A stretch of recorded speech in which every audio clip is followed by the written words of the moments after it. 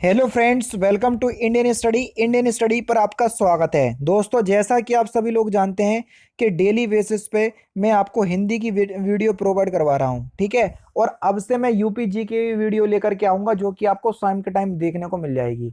लेकिन आप लोगों का इंटरेस्ट और प्रतिक्रिया मेरी वीडियोस पर कम है। मेरी आपसे विनती है कि दोस्तों वीडियो को लाइक और शेयर जरूर कर दो। बात मानो, अगले 1 महीने में इतने ज़्यादा प्रैक्टिस सेट करवाने वाला हूँ कि आपको खुद मज़ा आ जाएगा, है ना। तो एक बार वीडियो को लाइक कर दो अगर लाइक नहीं किया, और शेयर कर दोगे तो काफ़ी अच्छी बात रहेगी, ठीक है। और वीडियो को एंड तक जरूर देखिएगा, क्योंकि लास्ट में मैं आपसे क्वेश्चंस पूछूंगा और उसका आंसर आपको कमेंट बॉक्स में बताना होगा। पूरे 50 हिंदी के क्वेश्चंस लेकर के आया हूं, तो वीडियो को जरूर से देखिएगा। स्टार्ट करते हैं। पहला क्वेश्चन, हाड़ौती बोली है किस उपभाषा की? बढ़िया क्वेश्चन से जल्दी से बताएं। तो यहां पर जो आपका सही आंसर हो जाएगा वह क्या हो जाएगा सर? हाड़ौती जो है ये पूर्वी राजस्थान की बोली है, यानी कि इस क्वेश्चन का दूसरा ऑप्शन करेक्ट।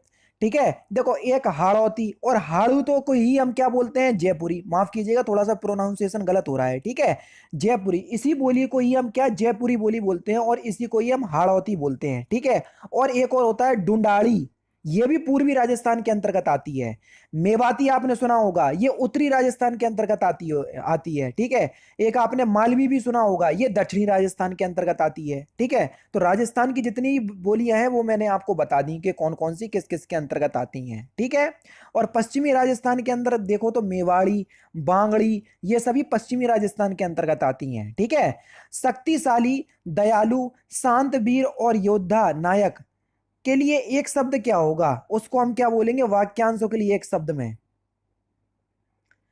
तो उसको हम क्या बोलेंगे सर? धीरोदात्य। तीसरा ऑप्शन करेक्ट। क्या बोलेंगे? धीरोदात्य। तीसरा ऑप्शन बिल्कुल करेक्ट हो जाएगा।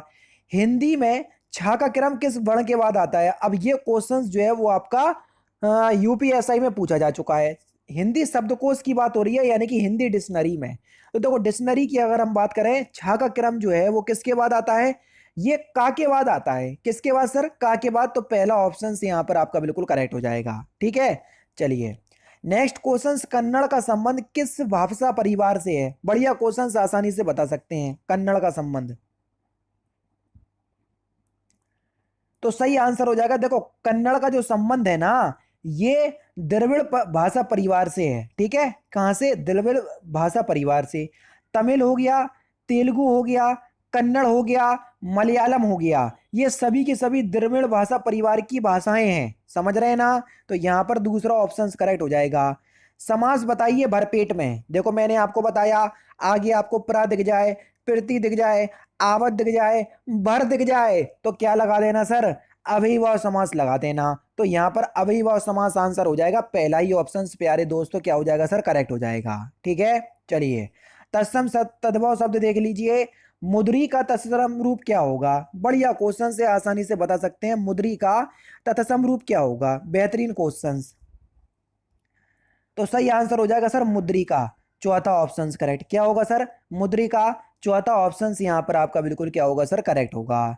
बेमेल शब्द को चुनिए, ठीक है। घर, प्रियजन, परिवार, बच्चे। बढ़िया क्वेश्चन है।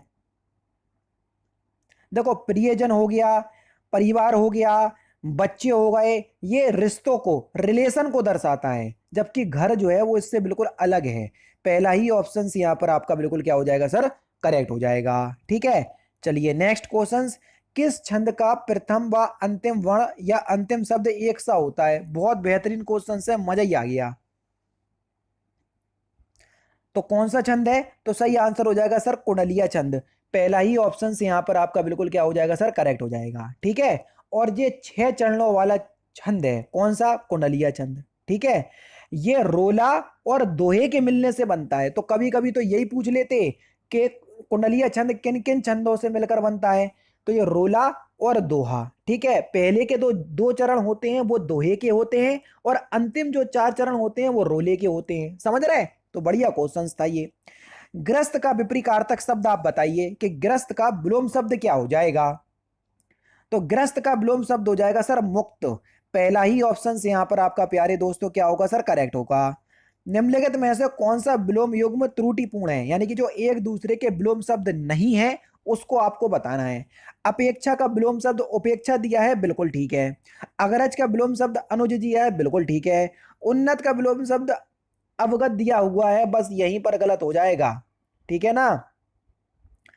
उन्नत का जो विलोम शब्द होगा वो होगा अवनत, जैसे उन्नति का अवनति, तो उन्नत का अवनत, अवगत नहीं, तो गा लिखा हुआ है, तो यहीं से गलत हो जाएगा, तीसरा ऑप्शन करेक्ट हो जाएगा, ठीक है।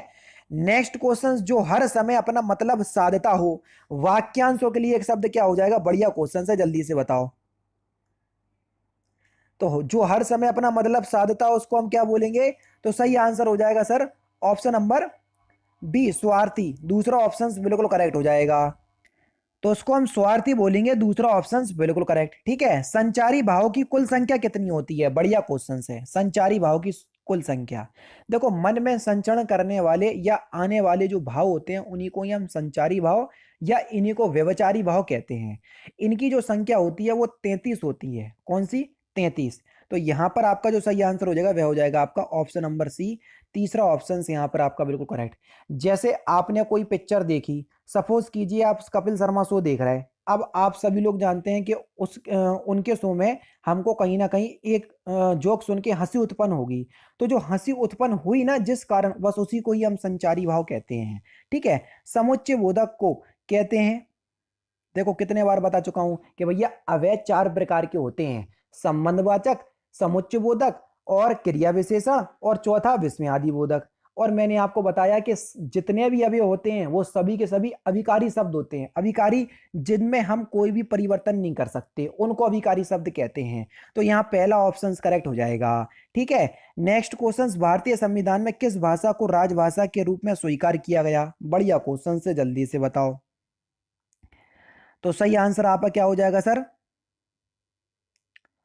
ऑप्शन नंबर सी, हिंदी को, तीसरा ऑप्शन करेक्ट। राजभाषा है, राष्ट्रभाषा नहीं है, तो कई लोग राष्ट्र और राज्य में फर्क कर लेते। निम्नलिखित में से किस शब्द में रूप साधक प्रत्यय है, जल्दी बताइए, रूप साधक प्रत्यय। तो सही आंसर आपका क्या हो जाएगा सर, देखो लड़के में, दूसरा ऑप्शन करेक्ट हो जाएगा। लड़के शब्द में पुरुष जाति या रूप का बोध होता है, अतः लड़के के रूप में रूप साधक क्या है, प्रत्यय है। बचपन, मातृत्व, ये एकता शब्दवाचक प्रत्यय हैं, समझ रहे। तो प्रत्यय के भी कई भेद होते हैं, जब प्रत्यय पढ़ोगे तो आपको समझ में आ जाएगा, ठीक है। नेक्स्ट क्वेश्चन आपके सामने, त्रुटि वाले वाक्य को चयन करना है और कोई त्रुटि नहीं है तो डी ऑप्शन लगा देना है, ठीक है भैया। ऑप्शन क्वेश्चन नंबर 24, हमारी दुग्धशाला में शुद्ध गाय का घी मिलता है, बस यहीं पर गलती हो गई भैया। हमारी दुग्धशाला में गाय का शुद्ध घी मिलता है या बिकता है, शुद्ध गाय का घी नहीं, पहला ही ऑप्शन करेक्ट हो जाएगा। पति पत्नी के झगड़े का हेतु क्या हो सकता है, अब आपको बताना है कि इसका शुद्ध वाक्य क्या होगा। बढ़िया क्वेश्चन से बता सकते हैं, सिंपल सा, पति पत्नी के झगड़े का कारण क्या हो सकता है, हेतु भी एक कारणवाचक अव्यय के अंतर्गत आता है, लेकिन इसका यूज जो है वो यहाँ पर अच्छी तरीके से या सूटेबल जगह नहीं हुआ है। तो पति पत्नी के झगड़े का कारण क्या हो सकता है, तीसरा ऑप्शन करेक्ट हो जाएगा। असुरक्षित शब्द में कौन सा उपसर्ग है, उपसर्ग किसी भी शब्द के आगे लगाए जाते हैं, जल्दी बताओ। असुरक्षित शब्द में उपसर्ग हो जाएगा आ और सु, तीसरा ऑप्शन से यहाँ पर आपका बिल्कुल करेक्ट। तो तीसरा ऑप्शन यहाँ पर आपका बिल्कुल करेक्ट हो जाएगा। नेक्स्ट क्वेश्चन, पढ़े फारसी बेचे तेल, यह देखो कुदरत का खेल, तो इस लोकोक्ति का सही अर्थ क्या हो जाएगा। हंसी तो आती होगी ऐसी लोकोक्तियां सुन के आप लोगों को, है ना।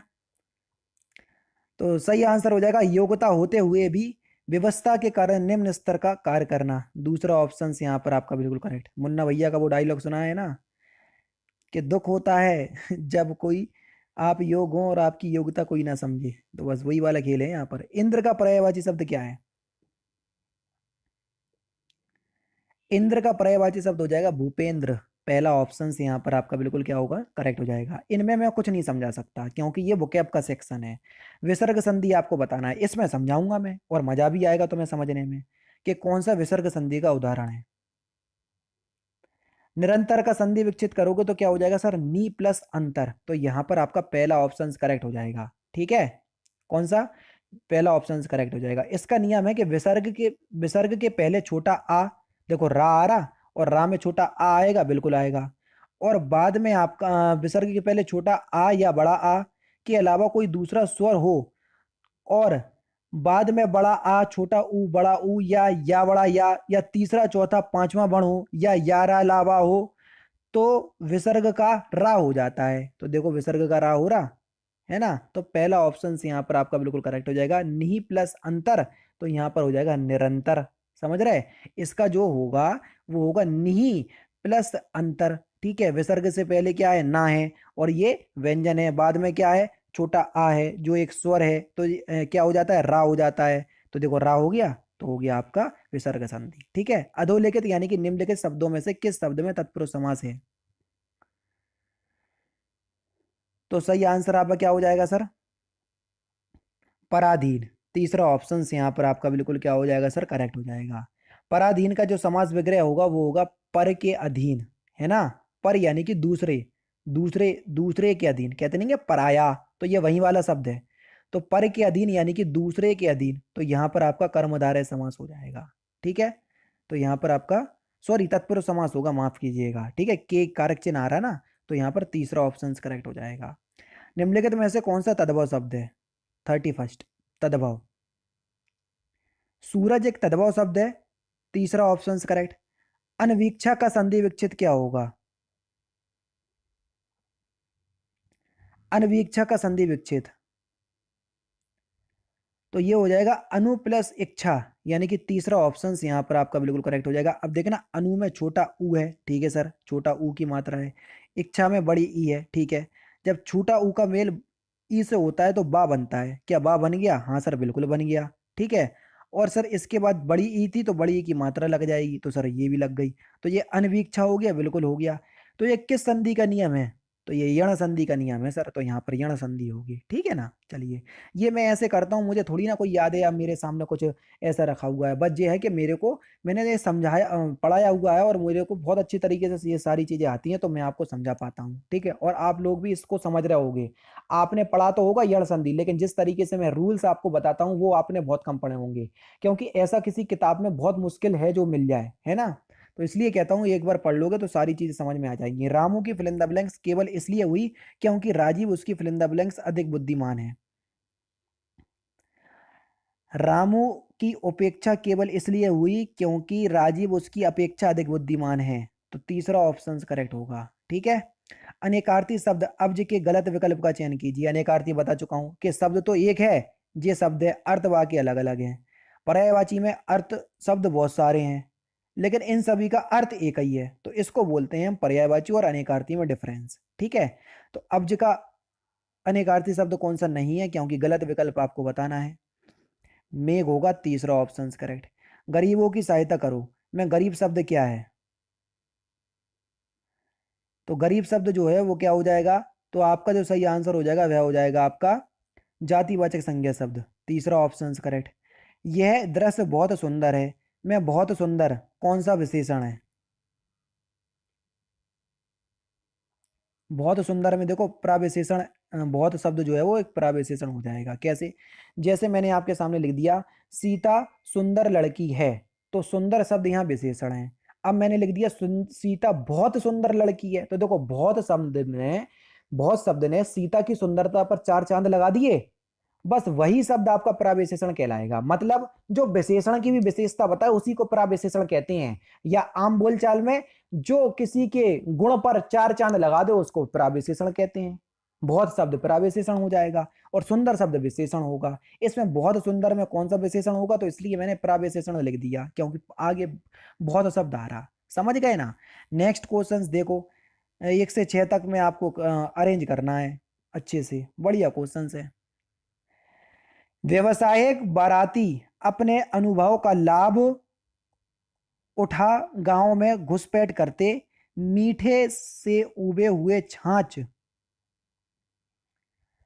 राबड़ी का जुगाड़ बिठा लेते, दूसरे लोग तब मन महोश कर रह जाते, निपुण बाराती अपनी पहचान निकालकर अच्छे विस्तर स्थान का लाभ उठाते और इसी समय का सदुपयोग करके नए रिश्तों का ताना बाना बुनते। तो यहाँ पर आपका सही आंसर क्या हो जाएगा? ऑप्शन नंबर डी, चौथा ऑप्शन करेक्ट। नेक्स्ट क्वेश्चन, अपने सुधी पाठकों के लिए हम आज से, उसी को भी अरेंज करना है। क्वेश्चन नंबर 38 में देखो दो ऑप्शंस आपको दिख रहे होंगे और एक ऑप्शन ये है, थोड़ा सा छोटा कर ले रहा तो आपको सारे ऑप्शंस दिख जाएंगे, ठीक है। अपने सुधी पाठकों के लिए हम आज से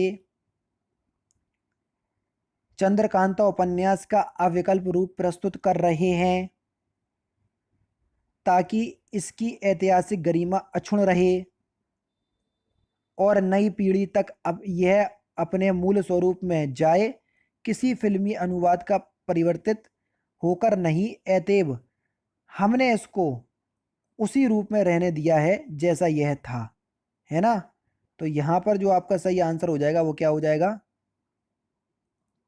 ऑप्शन नंबर सी, रा वाला पहले, फिर या वाला, फिर वा वाला, फिर ला वाला, ठीक है। चलिए नेक्स्ट क्वेश्चन, मीनाक्षी का अर्थ क्या होगा।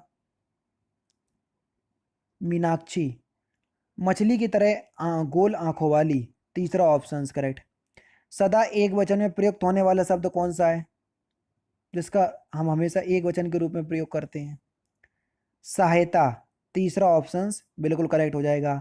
महान व्यक्तियों में भौतिक वस्तुओं के प्रति फिल इन द ब्लैंक्स पाई जाती है, वाक्य में फिल इन द ब्लैंक्स के स्थान पर सही शब्द या उचित शब्द आपको रखना है। महान व्यक्तियों में भौतिक वस्तुओं के प्रति निर्लिप्तता पाई जाती है, पहला ऑप्शन करेक्ट। नेक्स्ट क्वेश्चन, जगत जनायो जीही सकल सो हरि जानियो नाही, ज्यों आखिन सब देखिए आखिन ना देखी जाही। मैं आपको बताना है कि कौन सा अलंकार है। यहां पर आपका उदाहरण अलंकार हो जाएगा। अब आप बोलोगे सर कैसे, जो ऊपर वाली लाइन है उसका उदाहरण, मतलब किसी भी लाइन का उदाहरण देकर के, किसी भी बात को उदाहरण देकर के समझाई जाए तो वहां पर आपका उदाहरण अलंकार होता है, समझ रहे। जहां पहले कोई बात कहकर उससे मिलती जुलती बात द्वारा दृष्टांत दिया जाए लेकिन समानता किसी शब्द द्वारा प्रकट ना हो तो वहां दृष्टांत अलंकार होता है। तो ये दृष्टांत अलंकार की हो गई। हम बात कर रहे हैं उदाहरण अलंकार की, ठीक है। तो यहाँ पर आपका उदाहरण अलंकार होगा, कोई बात को उदाहरण देकर के समझाई जाए तो वहाँ उदाहरण अलंकार होगा। उसने उसे छल से पराजित किया, में छल से कौन सा कारक है, छल से। तो सही आंसर क्या हो जाएगा, देखो छल उसके पास है तभी तो उसने छल से पराजित किया, से कारक चिन्ह का यूज जोड़ने के लिए करण कारक, पहला दूसरा ऑप्शन बिल्कुल करेक्ट हो जाएगा, ठीक है। नेक्स्ट क्वेश्चन, निम्नलिखित में से एक लिंग की दृष्टि से शुद्ध है। सम्राट का स्त्रीलिंग शब्द सम्राटी दिया हुआ है, गलत है। क्या होता है, सम्राट का जो स्त्रीलिंग शब्द होगा वो साम्राज्ञी होता है, ठीक है, या सामग्री, ठीक है। और वीरांगना का दिया हुआ है वीरांगना, तो ये भी आपका गलत हो जाएगा क्योंकि वीर का वीरांगना होता है ना। तो ये भी आपका क्या हो जाएगा, गलत। हमको तो सही छांटना है। गोप का गोपनी दिया हुआ है गोपिनी, तो ये गलत है। सुलोचन का सुलोचना दिया हुआ है, ये बिल्कुल ठीक है। तो यहाँ पर चौथा ऑप्शन यहाँ पर आपका बिल्कुल करेक्ट हो जाएगा, ठीक है, चौथा ऑप्शन करेक्ट है। कल्पांत शब्द में कौन सी संधि होगी, कल्पांत का संधि विच्छेद क्या होगा, कल्प प्लस अंत, कल्प में पा और उसमें पा छोटा आ, सॉरी, कल्प में पा आ रहा तो छोटा, अंत में आ रहा तो छोटा, छोटा छोटा मिलके क्या बनाएंगे सर, बड़ा, बड़ा मिल रहा बिल्कुल बन रहा। तो यहाँ पर कौन सी संधि होगी, दीर्घ संधि होगी। तो यहाँ पर तीसरा ऑप्शन करेक्ट हो जाएगा। रसोई घर में कौन सा समास होगा, रसोई घर का समास विग्रह आपको करना है। तो ये हो जाएगा रसोई के लिए घर, पहला ऑप्शन करेक्ट, ठीक है। निम्नलिखित में से कौन सा वाक्य शुद्ध है, जो वाक्य शुद्ध है उसी का आपको चयन करना है। क्वेश्चन नंबर 47, यानी ये एक शुद्ध वाक्य है, पहला ऑप्शन करेक्ट। यहाँ पर भी आपको शुद्ध वाक्य बताना है, उसमें शुद्ध शब्द बताना, माफ कीजिएगा, इसमें शुद्ध वाक्य बताना है। स्नेहा ने गीत की दो चार लड़ियां गाएंगे, लड़ियां गलत लिखा हुआ है। परीक्षा की प्रणाली बदलना चाहिए, मुझे बड़ी भूख लगी है, केरल हिंदी भाषा का प्रांत है, ये बिल्कुल ठीक है। चौथा ऑप्शन यहाँ पर आपका बिल्कुल करेक्ट हो जाएगा। चलिए नेक्स्ट क्वेश्चन देखो, वसंत के चार पर्यायवाची दिए हुए हैं, एक वसंत का पर्यायवाची नहीं है, जो वसंत का पर्यायवाची नहीं है उसी का चयन करना है। कांतार, ये जंगल का पर्यायवाची है ना कि बसंत का, चौथा ऑप्शन करेक्ट। निम्नलिखित में से किस मुहावरे का अर्थ असंभव होना नहीं होगा, ध्यान रखना क्वेश्चन उल्टा पूछा है। यानी कि तीन मुहावरे का अर्थ हो सकता है असंभव होना, एक मुहावरे का अर्थ नहीं है असंभव होना। तो किस मुहावरे का अर्थ नहीं है, उस क्वेश्चन का आंसर आप मुझे कमेंट बॉक्स में बताएंगे। तो दोस्तों ये थे आपके 50 हिंदी के इंपॉर्टेंट क्वेश्चंस जो कि आपके आने वाले exam UP triple S C PET के लिए बेहद इंपॉर्टेंट हैं। वीडियो अगर आपको अच्छी लगी हो तो प्लीज़ दोस्तों वीडियो को लाइक और शेयर जरूर कर दीजिएगा। मिलते हैं फिर नेक्स्ट क्लास में, नेक्स्ट सेशन में। जय हिंद, जय भारत।